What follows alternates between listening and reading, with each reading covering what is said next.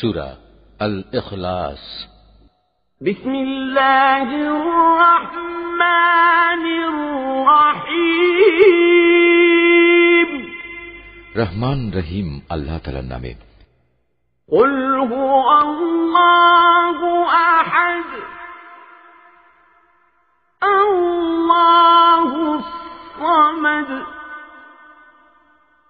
লাম ইয়ালিদ ওয়া লাম ইউলাদ ওয়া লাম ইয়াকুল লাহু কুফুয়ান আহাদ।